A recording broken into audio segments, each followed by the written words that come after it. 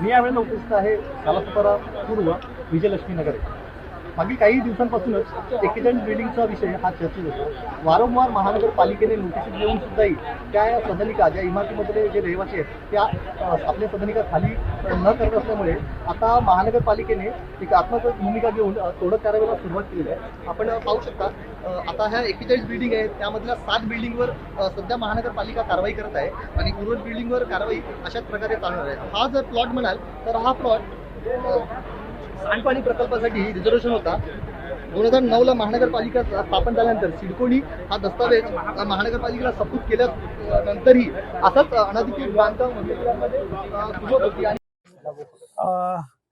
ह्या आचोळ्यामधील इथं STPचं मलनिस्सारण केंद्राचं आणि क्षेपणभूमीचं आरक्षण आहे आणि ही खाजगी स्वरूपाची जमीन जरी असली तरी या ठिकाणी 41 ह्या इमारती 2006 ते 2012 या कालावधीमध्ये अनधिकृतरित्या बांधल्या गेलेल्या आहेत आणि ह्या आरक्षित जागेवर बांधल्या गेलेल्या असल्याने आणि तसंच NGT राष्ट्रीय हरित लवाद आहे त्या ठिकाणी महापालिकेच्या विरोधात STP किंवा मलनिस्सारणाचं काम व्यवस्थित होत नसल्यामुळे तक्रारी दाखल झालेल्या होत्या आणि महापालिकेला दंडात्मक कारवाई देखील केली होती.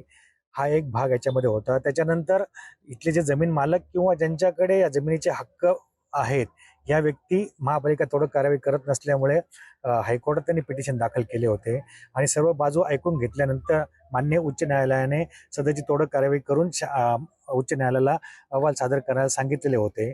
या आदेशाच्या विरुद्ध इथले जे नागरिक आहेत या नागरिकांनी सुप्रीम कोर्टामध्ये दाद मागितलेली होती. सुप्रीम कोर्टाने देखील त्यांचं म्हणणं फेटाळलेलं होतं आणि महापालिका तोडक कारवाई महापालिकेने कंटिन्यू करावी किंवा करू शकते अशा पद्धतीचा निर्णय दिलेला होता. तसंच शक्य असल्यास पुनर्वसनाचे देखील बाब तपासून घ्यायला सांगितलेली होती. तर महापालिकेचं पुनर्वसनाचं धोरण सध्या तरी नाहीये, त्यामुळे आपण शासनाकडे याबाबत मार्गदर्शन मागितलेलं आहे. कारवाई कशा पद्धतीनं असणार आहे, किती दिवस असणार आहे?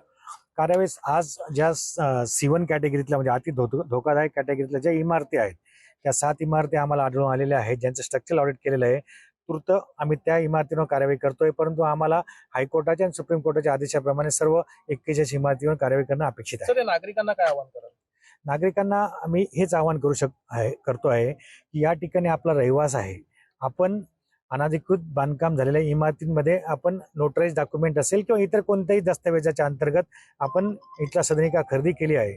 याबाबत महापालिका आपल्याला सर्टिफिकेट देणार आहे, करून देणार आहे, जेणेकरून भविष्यात ज्यावेळी पुनर्वसन किंवा इतर कोणत्याही प्रकारचा मोबदला देण्याची कार्यवाही जमीन मालकांवर किंवा शासन निश्चित करेल त्यावेळेस आपल्याला ह्या सर्टिफिकेटचा आपल्या रहिवासाचा पुरावा म्हणून याचा नक्कीच फायदा होणार आहे आणि त्याच्यामुळे आपल्याला आपले हक्क अबाधित राहणार आहेत. त्यामुळे या धोकादायक इमारतीमधील रहिवास आपण तात्काळ खाली करावा.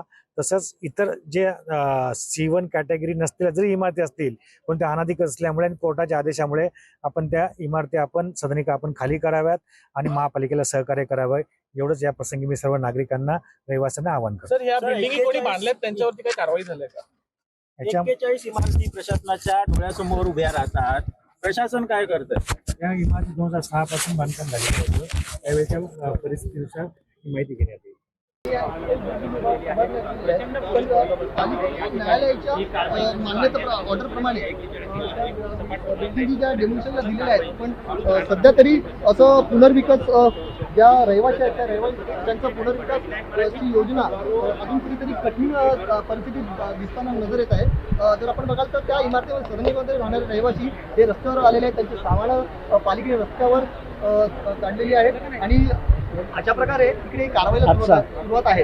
आणि जर आपण हा समोरचं दृश्य पाहाल तर ही बिल्डिंग डिमोलिशन करताना ही बिल्डिंग संबंध जो चाललेला ॲक्सिलेटर आहे, जो ॲक्सिलेटर पूर्ण डॅमेज झालेला आहे, ड्रायव्हर सुखरूप आहे, ड्रायव्हरला काहीच झालेलं नाही आहे, पण पालिकाने स्वतःसाठी सेफ्टीचं काही साधन वापरलेलं आहे का असा एक मोठा प्रश्नचिन्ह आता निर्माण होत आहे. कॅमेरा पर्सन रवी बरोबर मी निलेश महाडिक, नालासोपारा.